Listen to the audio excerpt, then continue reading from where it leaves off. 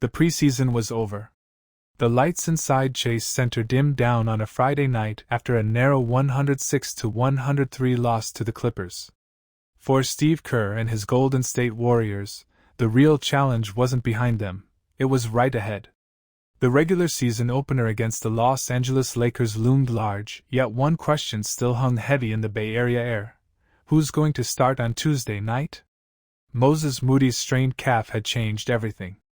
His injury seemed minor at first, just another preseason precaution. But as Sunday rolled around, Kerr stood in front of the media, his expression more uncertain than ever. "Moody's out," he confirmed. The words hit like a subtle gut punch. The 22-year-old guard had been one of the bright spots of the preseason, averaging over 14 points, hitting more than half his shots, and sinking threes at an elite clip. His growth was finally aligning with the Warriors' next chapter, a bridge between the dynasty's past and the team's future.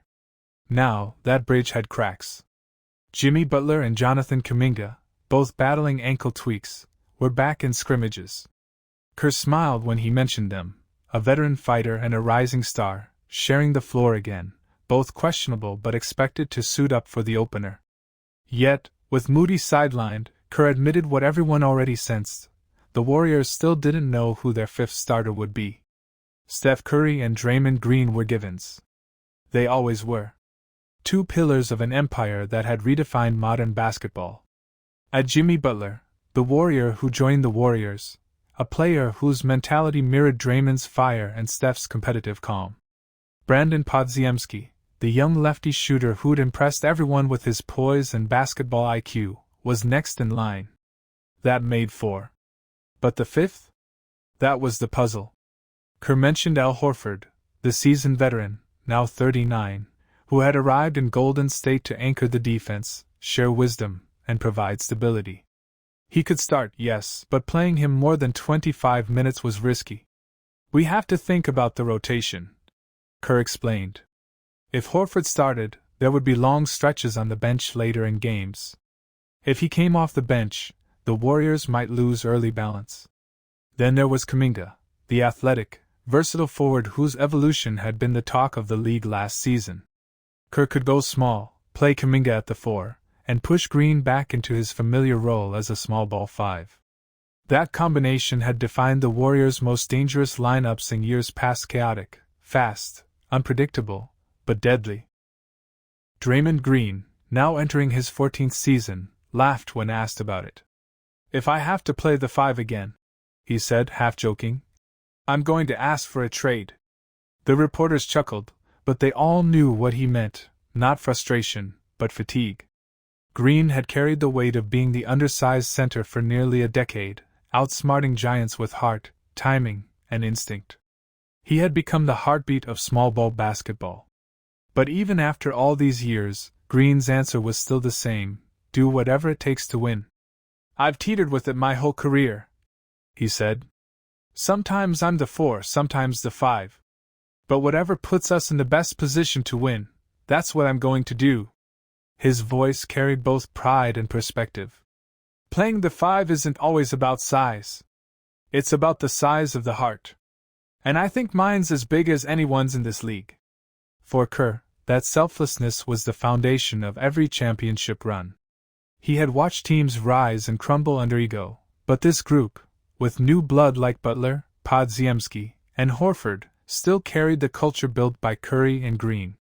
That trust, that willingness to adapt, was why the Warriors were still in the conversation after all these years. Across the hallway, Lakers head coach J.J. Redick had already announced his starting 5: Gabe Vincent, Luka Doncic, Austin Reeves, Rui Hachimura, and DeAndre Ayton. LeBron James was out with sciatica, but the Lakers still looked dangerous. The anticipation for opening night was electric. Old rivals. New faces. Two different eras of basketball colliding once again. Back in the Warriors' locker room, the mood was businesslike. Curry tied his shoes, headphones on, locked in. Butler stretched quietly near the sideline, his expression unreadable. Brandon Podziemski shot corner threes with calm consistency, while Horford gave pointers to young bigs about positioning and timing. Kuminga moved with silent confidence, a man who knew this season could change everything for him. Steve Kerr walked through the gym, clipboard in hand, glancing between groups, his mind racing. He had seen dynasties form and fade. He had coached through chaos, through injuries, through the rise and fall of stars. Now, once again, he faced the simplest and hardest question in basketball: who do you trust to start the game? For the next few hours, the Warriors scrimmaged in silence. No fans. No cameras. Just basketball. Butler tested his ankle. Kuminga drove hard to the rim. Draymond barked orders on defense. Curry smiled after sinking back-to-back threes from the logo. It felt like old times, but new too. This was no longer the team of 2015 or even 2022. This was a different breed, part old guard, part new era. Outside, the Bay Area skyline glowed gold and blue, and banners inside Chase Center whispered reminders of glory past. Yet in the heart of every Warrior beat the same hunger, to prove they still belonged among the league's elite. Moody's Eye. The Golden State Warriors are once again attracting serious attention heading into the 2025 to 2026 NBA season. After a somewhat uneven 2024 to 2025 campaign, they have made deliberate moves to bolster their roster and re-establish their identity. Rather than reinvent themselves entirely, they have refined their core by adding high-character veterans and locking in younger talent. With the arrivals of Al Horford and Anthony Melton, alongside the contract renewals of Jonathan Kuminga and Gary Payton II, the Warriors are aiming for balance, experience, defense, energy, and growth all in the same mix. Al Horford brings a calming veteran presence. While he may no longer be at the athletic peak of his youth, his basketball IQ, versatility, can shoot from the perimeter, pass from the post, defend multiple positions, and leadership make him an ideal fit for the system coach Steve Kerr runs. Horford provides another dimension. In previous seasons, the Warriors sometimes struggled when their bigs got exposed defensively or when spacing collapsed. Horford helps handle both. His role extends beyond statistics. It includes mentoring younger players, stabilizing rotations, and bringing a level of consistency in half-court sets. D'Anthony Melton is the modern glue player the Warriors lacked at times. He is energetic, strong on the perimeter defensively, can guard multiple positions, force turnovers, and in transition turn defense into offense.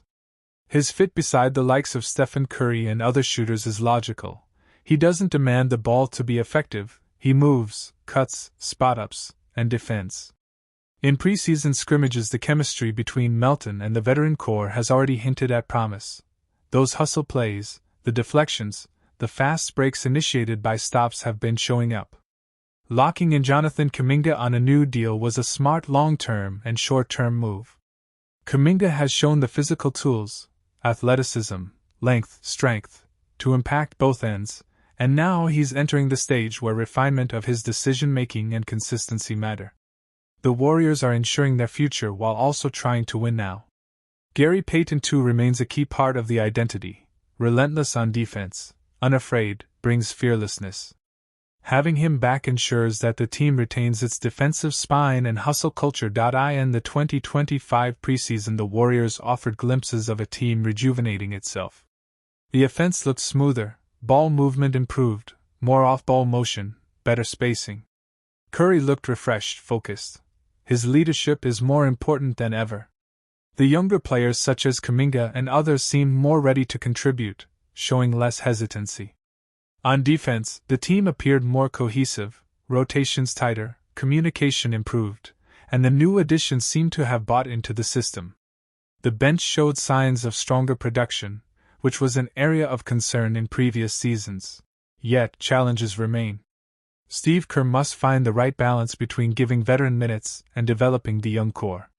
Managing player minutes, avoiding fatigue and injury, especially with the older veterans, will be key. Rebounding, particularly when switching to smaller lineups, still needs attention. Offensively, the Warriors must guard against stagnation. When the ball stops moving, when Curry is forced to hero ball, they become less efficient. Trusting the younger guys to step up and maintain consistency, while still winning now, is a delicate task. Curry remains the heart and engine. His conditioning, his leadership, his ability to draw attention and create for others all remain elite. The window isn't infinite, the Warriors know this. The urgency is real. The blend of veterans like Horford, Melton, Payton, and younger contributors like Kuminga creates a roster that might sneak up on some. Opponents may still view the Warriors as fading, but this group seems ready to fight again. Steve Kerr's message is clear: identity matters, defense matters, movement matters. They are not trying to blow up the system that has delivered championships. They are refining it, evolving it. The Western Conference will be stacked, but the Warriors once again are in the conversation not just as an afterthought, but as a contender. The 2025-2026 season tip-off will tell us a lot. Health, chemistry, depth, all will be tested. But if the preseason is any guide, the Warriors are no longer the old team in decline. They are a retooled contender with the hunger to prove themselves. And in the NBA, you never count out a team with championship DNA and a renewed sense of purpose. Golden State Warriors forward Jonathan Kuminga might have just signed a new deal, but his name is already surfacing in trade rumors once again. Despite his athleticism and flashes of brilliance, there are still doubts about how well his style fits into Steve Kerr's system. According to a new report, the Warriors could consider moving him in a blockbuster trade that brings in a $112 million rising star. The proposed deal, shared by Nathaniel Holloway of Athlon Sports, suggests Golden State could send Kuminga, Moses Moody, and draft picks to the New Orleans Pelicans in exchange for Trey Murphy III and a reunion with Kevin Looney. Murphy, a smooth-shooting 3-and-D wing, is seen as a perfect complement for the Warriors' offense, a player who can stretch the floor, defend multiple positions, and fit seamlessly alongside veterans like Stephen Curry and Draymond Green. Murphy's numbers last season tell the story. In 53 games, he averaged over 21 points, 5 rebounds, and 3 assists while shooting more than 45% from the field. Now entering the first year of his 4-year, $112 million contract, the 25-year-old looks ready to take another leap.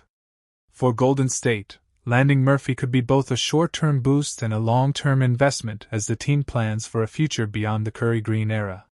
Even with all the trade talk, the Warriors are entering the new season with renewed optimism. The addition of veteran center Al Horford gives them a reliable presence in the paint, someone who brings experience, leadership, and defensive intelligence. As ESPN analyst Tim Legler noted, Horford's impact goes far beyond the box score. His ability to facilitate offense, space the floor, and anchor the defense makes him a natural fit for the Warriors' system. At 39, Horford may not post huge scoring numbers, but his influence on winning is undeniable. He knows how to make the right reads, communicate on defense, and mentor younger players, qualities that could make a major difference as Golden State pushes for another playoff run. For now, the Warriors aren't in a rush to shake up the roster.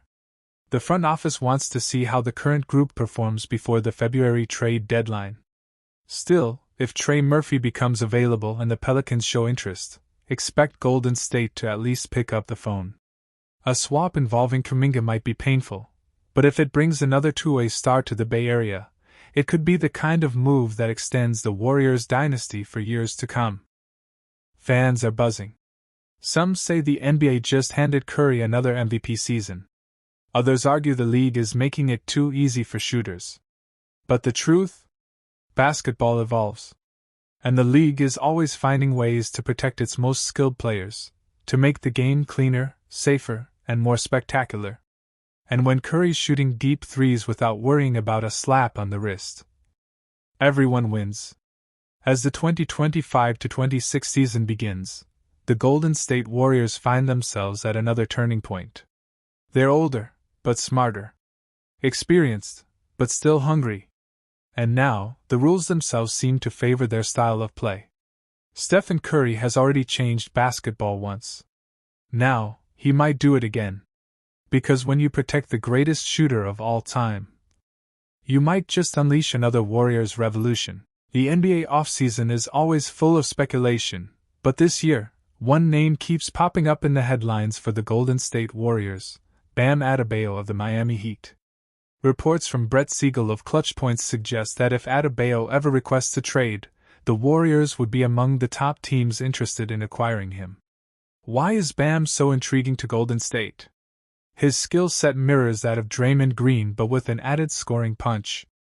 He is a three-time All-Star with a versatile defensive game, capable of guarding multiple positions and anchoring the paint.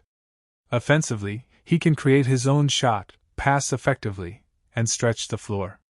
In short, he is the kind of player who could transform Golden State's championship window from great to nearly unstoppable.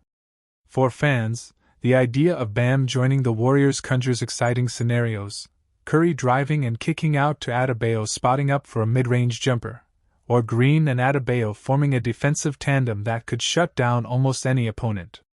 Even though a trade is purely speculative, the prospect alone changes the narrative around Golden State's strategy this season.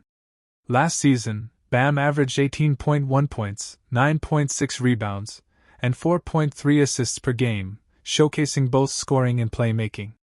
His ability to contribute across multiple statistical categories makes him unique among big men in today's NBA.